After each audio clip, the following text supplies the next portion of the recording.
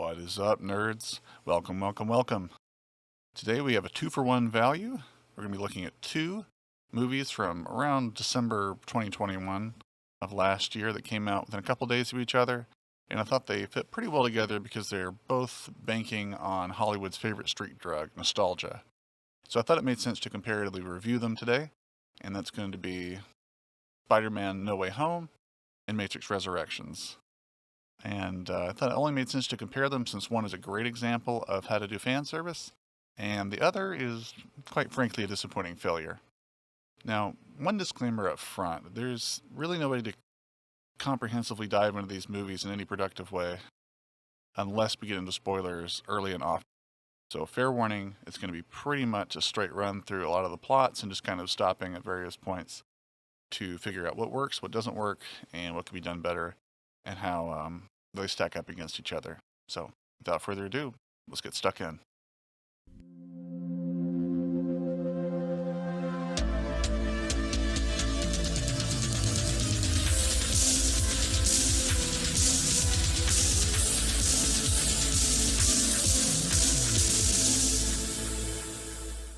We'll start with what is the stinker between the two movies, which is Resurrections. And it's no surprise that WB decided, it's time to harness the Keanu powerhouse, his world-overcoming charm and market hotness and revisit one of the most beloved franchises from the early 2000s. But the movie never quite shakes the feeling that this is an opportunistic revisiting of The Matrix, made while the getting is good, and we'll see that more and more as we go along. The movie starts out following the life of a suspiciously alive Thomas Anderson, who now works for a game company, his greatest creation being a series of games called The Matrix, which looks suspiciously like the film series that we all know and love, frame for frame actually. He can't quite shake the fact that something feels off in his day-to-day life, and he goes to a blue eyeglass psychiatrist to sort out his strange behavioral episodes that he's gotten in trouble for. There's an emptiness inside of him, and these episodes provide keyhole glimpses into a life that feels so real. Now, Anderson also runs into an equally unself-aware but a curious woman named Tiffany, who looks just like Trinity, except now she's living a domestic life with, a husband and kids, and seems blissfully unaware of the life that they may have shared together. But they have a connection, and we as the audience wait with bated breath to discover whether these are the same characters that we know and love, and if so, how they survived the original trilogy. Now, this anticipation is all that got me through the first third of the movie. There's corny, out-of-place meta jokes about the Matrix needing to mind-fuck its audience. There's an annoying dude bro type character that feels like a Greg Miller impression and more, and it's just really hard to sit through. Eventually, though, there's a new character named Bugs of impractical eyewear and TikTok hair, and she and her team are there to help Neo wake the fuck up, Samurai. And during this scene, where they're trying to jolt his memory, we're treated to, scenes from Anderson's game The Matrix, which is displayed on the walls in kind of a meta callback way to the movies, so he can figure out who he is, get his memory jolted, and regain his oneness, and, get this boring movie going. And once the movie does get going, it gets going, well, more. Bugs is likable enough, and she's at least proactive in the same way, like she gets things done, but she's really all the supporting cast help we get. There's a guy named Morpheus, but he's really just an AI that approximates the Morpheus that we know, as the real one died in the battle with the machines years ago. Now, this new Morpheus AI shows up early on, but he soon disappears and is irrelevant to the story by the end, and it makes his inclusion really just a marketing red herring. Niobe returns in an unintentionally funny "I'm an old lady" act by Jada Pinkett Smith. Her motivations are murky, as she now enjoys the services of the defected machines who have joined the humans and helped them grow food and other niceties, but she seems fairly content to not bother the hostile machine factions anymore. They continue to wage war and capture humans and use them for energy, even going so far as to hold Neo prisoner and also not pursue them once Bugs breaks Neo out of his prison and they go try to rescue Trinity from the Machine City. Who knows? Maybe she was just counting on Will Smith to go slap somebody around for her and just thought it was going to be taken care of. Maybe he could use some of that pent-up rage from passing up Neo all those years ago? Who's to say? Anyway, the machines defecting is a cool but fan-fiction-y idea that doesn't mean anything to the story proper, unless you count how incredibly non-threatening the machines are now, but hold that thought, there's more on that later. Another returning character is Agent Smith, and he's just not done right. He's not only Neo's boss at this company that makes the Matrix games, but he's also a rogue AI now that seems to enjoy keeping Neo alive just so he can kill him later on or something. His new actor is fine, but this guy definitely should have just been a new character, as his being Smith just feels completely perfunctory. Neo and Trinity slowly wake up, and the psychiatrist reveals that he's actually a machine called the Analyst. Another cool idea pops up as the fulcrum on which this story's conflict hinges. Neo and Trinity were reconstructed after their deaths, and now their connection acts as the main energy source which powers the new Matrix system. But because their connection is so strong and allows them to override and manipulate the Matrix, the Analyst has kept them close in their pods in the real world, but not too close, so they can make a useful connection for the Matrix, but not a strong enough one to overtake it. Now, two things. I like this idea theoretically, but it just doesn't jive with the original movies. Neo and Trinity weren't always that close physically, nor did that have anything to do with the strength of their connection when they met in the Matrix in the first place. It's also a logistical nightmare to have these two so close if you anticipate anyone trying to sabotage or rescue these two extremely important people, and that's exactly what Bugs and company ends up doing. Bugs and the rest of them basically just will their way into the Machine City and start messing with Neo and Trinity's hookups to make them wake up and start resisting the Matrix. They have all the time they need, just enough to unlock Neo and Trinity's latent memories and connections through realizing that the Matrix game is actually their real memories. What? Whoa. Good plan, machines. I'm sure constantly reminding them of their exact reality from before would in no way cause them to relapse into autonomous people. Even funnier is that as soon as they escape, the machines show up in droves like, where the fuck? Oh my god, I can't believe this. It's like, where were you for the last 15 minutes when they're inside the Matrix just brazenly trying to influence each other against their programming in just broad daylight, basically? Another plot hole you could drive a locomotive through is that unless you're going to argue that the Matrix footage we keep seeing is just the in-universe's game cinematics, it makes no sense why live-action footage is supposed to represent game graphics, especially when Tiffany notes that the in-game Trinity looks and acts just like her, and it's weirding her out. Well, duh shit. You were literally a photographic identical match. A problem of confused identity would only make sense if the game footage looked like game footage and wasn't just an exact replica. There's another similar plot hole too from earlier that notes the reason it's taken Bugs and company so long to find Neo is that while he had the same name of Thomas Anderson's before in the Matrix, the machines made him look way older to other people, so they passed him over. In a world of contrived reality where what you jack in as is basically the manifestation of your id, of your inner version of yourself and how you want to look, that's the excuse you're giving for 60 years of failed, concentrated searching for the one guy who they didn't even bother to change his name? Just...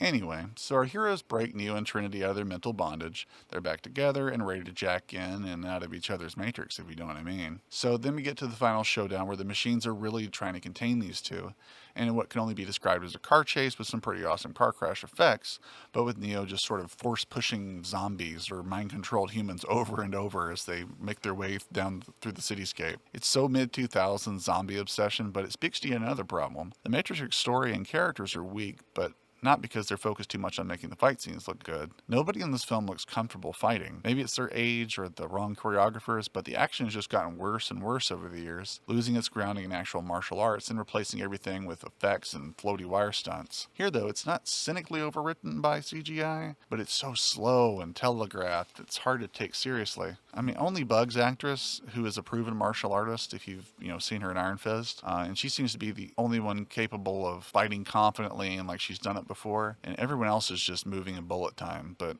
not in a good way. So that brings us to the final leg of the movie, and the last major problem. Resurrections has a terrible villain. Okay.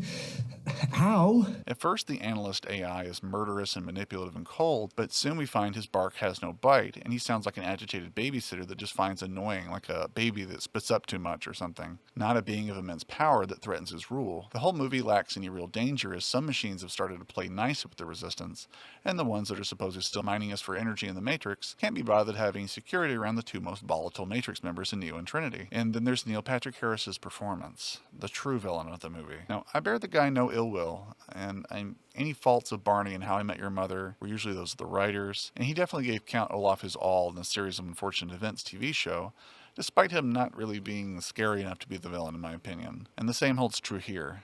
At first I thought his sassiness would imply his callous disdain for Neo and humanity, but it turns out he really is just that dispossessed of any substantive thought or menace. He's a shitlord, a memey 2021 slang-dropping dweeb whose self-aware pauses to land his own jokes and side-eye the camera like, gotcha, is so totally off base with the rest of the movie, and it started to actually piss me off while I was watching it, especially in the last scene, which is just a train wreck end to end. Between Neo and Trinity's terribly unfunny banter where they're kind of like, we're about to kick his ass, totally.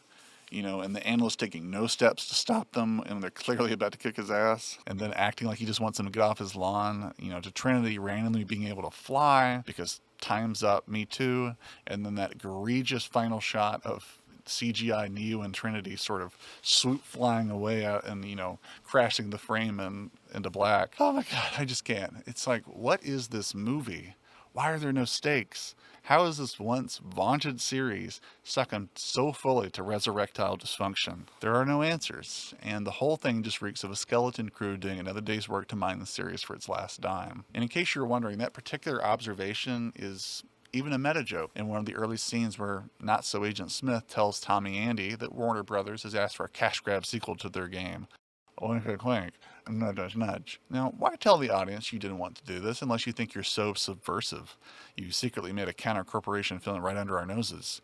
Or you're just so guiltless that you're telling us you don't care that you did. It operates like a fan film with few good or new ideas, and it just seems to enjoy retconning old plot points like the Matrix and Neo distance apart type thing, just for shiggles. Now, it's not that you can't watch this movie and get some enjoyment out of it. As much as I thought it was a kind of a dopey movie, I was never put off by it in the sense that it was unwatchable or ugly. It was just sort of like, oh. Seeing the old folks back together again is fun, and it's a pleasant enough looking movie. You're not going to be miserable. But Resurrections is just simply a movie that didn't need to be made, and often doesn't feel like it wanted to be made. I'm sad to say, but The Matrix should have stayed dead. Okay, so I killed and reburied Resurrections for you. So let's get to a movie I'm actually pretty excited to talk about, which is No Way Home. Now, this is one of the most fun and heartfelt Marvel movies I think I've seen in a really long time. It probably stacks up there in the top 5 of the canon of Marvel movies that have been released in the last decade. Now, obviously this doesn't mean a whole lot considering that the average Marvel movie these days is like a 7.5 to 8 out of 10, but I digress. No Way Home is all about friends looking out for each other and features at least Marvel and Sony and possibly even Netflix all working together to make this a cohesive universe, and it's beautiful to see. I can't really ever thought I'd see the day that there's this much collaboration and fair play, and everybody's kind of tipping the hat and going, hey man, if we all work together, we're going to make something really great and memorable in the end. There's some big problems with the narrative, which we'll get to. But ultimately, they can't overshadow how much fucking fun the fan service in this movie is, or how it captures the sheer joy of the Spider-Man mythos, and we'll see that more and more as we get into it. Now, if you'll recall, our last Spidey movie had Mysterio using doctored footage to make Spidey look like he killed Mysterio, and then proceeded to broadcast his identity across the world. Now, whenever that happens, people die, right? You'd assume that's where the movie's going, but not quite, at least not yet.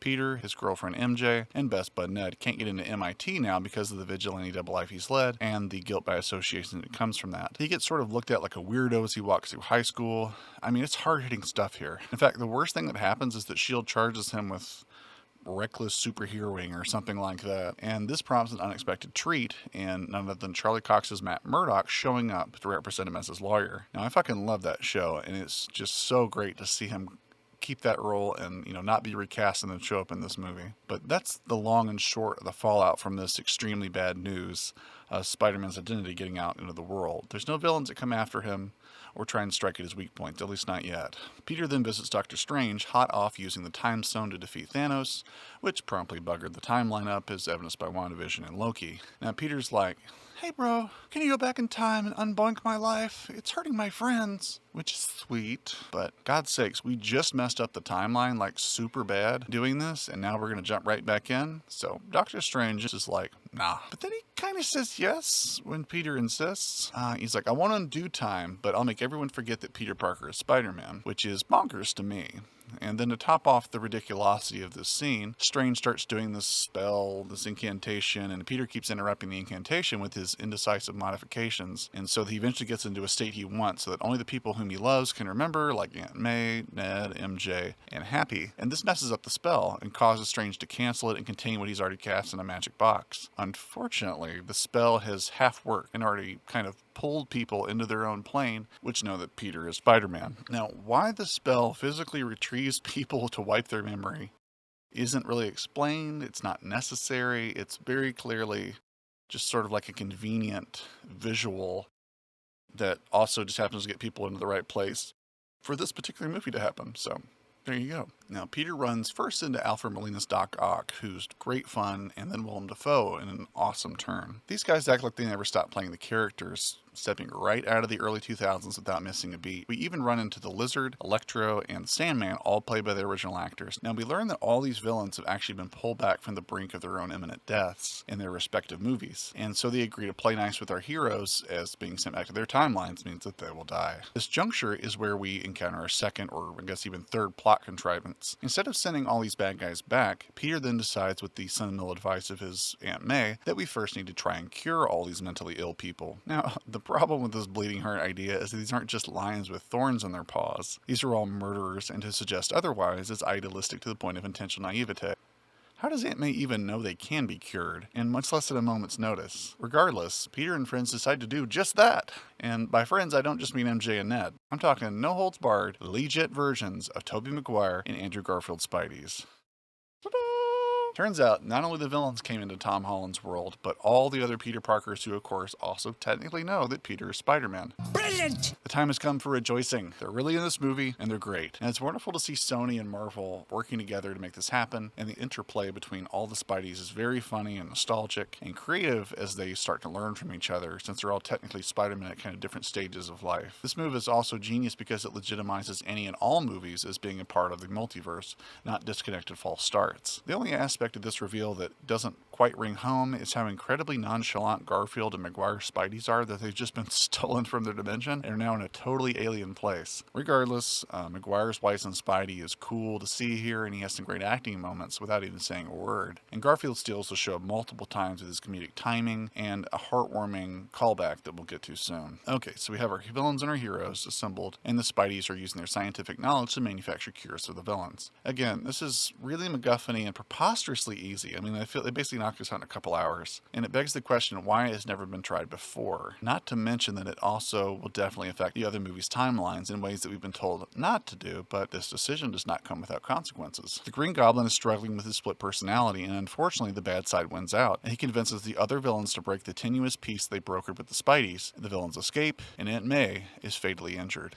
Now, this scene crushed me. It reminded me a lot of Aunt May's death in the comics, which was naturally, but still moving, and that in turn reminded me of my grandmother's passing not too many years ago. Now, the cynical side of me hates this twist, because it was brought on by an improbable and sentimental course of action, taken to correct what was a rather silly and unnecessarily messy magic spell, but still, the scene does hit you hard. It's well acted, and the fallout is basically saying, well, we tried to do the right thing, at least what we thought was right, and sometimes it just doesn't pay off. No good deed goes unpunished. And then she delivers Uncle Ben's line about great power and responsibility, and it feels a little tone deaf, because so much of it could have been avoided, but where the scene takes Holland Spidey is mature and well-meaning. Holland goes mental, brutally fighting the Goblin, beating the shit out of him, and it feels a lot like the intense Raimi fights from the old Spidey movies. The Goblin does get away though, and Holland vows to kill him. A darker path than even I could have imagined, but a welcome one. The Spideys reconvene and decide to lure the villains to the remote Statue of Liberty for the final showdown. And once the villains bite and show up, they get handled by the Spideys working together. The battle is pretty exciting to watch, but Garfield steals the show yet again. When MJ is knocked off the Statue of Liberty by one of the villains, Garfield dives over and rescues her just in time. A beautiful redemptive moment that'll have the audience in as many tears as Garfield as we recall the tragedy of Gwen Stacy's death. But there's one last great moment, and it all comes down to the Goblin. Holland is out for blood, and once he gains the upper hand, it's only Maguire that can stare him down like, you don't want to do this. You won't be the same person once this is over. It's brilliant wordless acting, and it works because we've experienced the same rage and sadness at her death as Holland's Peter has. Holland has grown up, and we've gotten to see a darker and more rewarding character arc than any of his previous movies, or really the MCU in general outside of Iron Man. And that's how you do nostalgia and fan service. It's Disney magical to see what we dreamed was possible. All three Spider-Men working together to stop all these villains from the original movies. And it's great to see all their stories ratified too as canon, not to mention this movie appears to have garnered enough fan appreciation that Garfield and Maguire are both going to get their own spin-off movies to kind of finish out their arcs. So I imagine that would be either a third Garfield movie that kind of wraps up that plot line with the Sinister Six, possibly, or maybe just something along the lines of his parents being, spies that were killed because of what they knew. And I'm sure Maguire will just get kind of a in my old age, this is who Spidey is, and kind of leave us with one of those like Toy Story 3's endings where it's like, once you get older, you have to leave this behind and that kind of stuff. So that could be pretty interesting. I'm pretty excited to see where that goes. Not only is it just great to see them, but this is Holland's best movie out of anything he's done for Marvel so far. He's got a wide range of emotions, and a melancholy ending where he's alone but his friends are okay is just, it feels right. It feels earned, and it feels like we've been through something and come out the other side.